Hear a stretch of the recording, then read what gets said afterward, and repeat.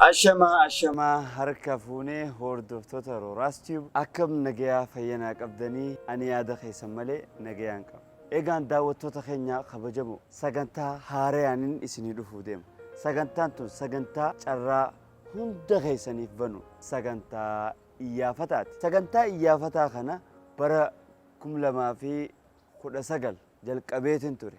Akkuma beekamu Dirreedhaa irraa ka'uudhaan hamma Salaaleetti deemuudhaan sagantaa takka qopheesseetiin ture. Maali jirta seene duute see tullu maali duute see.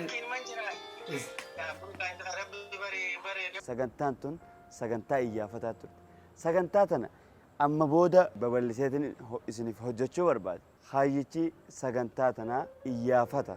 Iyyafata kana keessatti kaayyoon isaa namoota yeroo dheeraadhaaf addaan badan kan yeroo dheeraadhaaf waliin arkin warroottan biyya alaa jiranii fi akkasumattis biyya keessa jiran wal qunnamsiisuu irratti.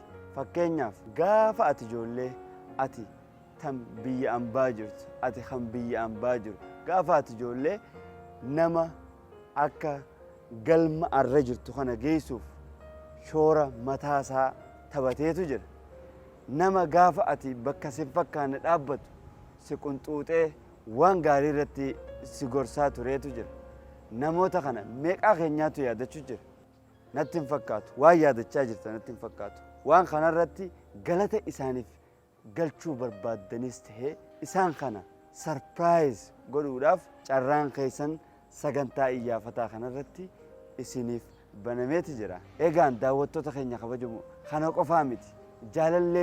Jaalallee isaatiif namoota wal jaalatan obboleessi obboleessa isaatiif obboleettii isiitiif haati ilmoo isiitiif abbaan ilmoo isaatiif sagantaa ittiin jaalala waliif ibsatan osoo namni san quban qabne ulma bahaa fi yeroo nikaatis ta'e sarpiraayiziilee garagaraa namoota godhuu ni dandeessan. Daawwattoota keenya carraan kun isiniif banaadha. Namoota yeroo dheeraadhaaf addaan baddan sarpiraayiz godhuudhaaf carraan keessan banaadha. Yoom kana qofa namoota gaafa ijoollee wal fottoistaniis ta'ee wal miitanii jirtan dhiifama gaafachuufis sagantaa iyyafataa kana keessatti carraan keessan banaadha. Yoom kana qofa namoota walirraa baddanii achi buutee miila bakar waaree kan ja'an san addaan taatan fakkeenyaaf sagantaa iyyafataa kiyya bara 2019 isiniif hojjedhe keessatti obboleeyyan waggaa 32 adda badan walitti finneeti jirra. Yeni ጓደኛ ነው እሱ obboleessaa moo? tullu. Egaa ziyaara yaa'ee bakka walitti. 66 ta'e 65 ta'e akkana hoggaasa nuu daa'imman guddaadha. Biyyaa bahee asii haati sodoma boochuu gara Naaziriit kana moo akkana Addis Ababa gaditti argame jedhanii. Naguma bakka kanaas yaa bakka ijoollees argatte dasna jedhee beeksisa argatte homaa garaanu nyaattu duutullee duullee. Amiin akkami haati tiyya jirti. Arrafaniiru hoggaa guutte erga arrafte. Sagantaan sanis sagantuma iyyafataati. Kanaaf namoonni biyya garagaraa jirtan lakkoofsa asirra jiru kanarra bilbiluudhaan hello Amiir biititiyya biyya akkanaati ganda akkanaati naaf iyyafattee ganda keenya san dhaquudhaan viidiyoo naaf waraabdee kennaa kanaas naa geessitee fi abaluun erge je'iiti sagantaa kana naa hojjedhu jechuudhaaf karaan keessan banaadha. Sagantaan kun sagantaa iyyafataati. Kan badee boollaani baafna kan jiru walitti finneeti gammachiifna. Sagantaan iyyafataa kun YouTube chaanaala Rooraas Tube irratti torbaanitti guyyaa takka kan isiniif dabru ta'a.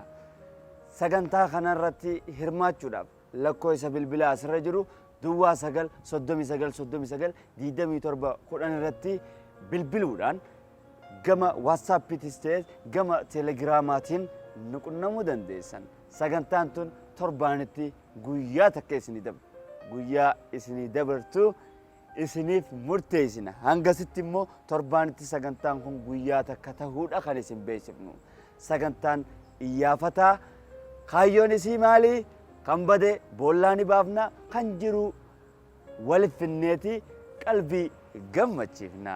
Sagantaa iyyafataa YouTube chaanaala Rooraas Tube irratti isinii dabru akkuma gadhifnin akka isin bira ga'uuf subscribe godhuudhaan mallattoo bilbilaa tuquu akka hin dagannee isin jaa nagayaan naa tura.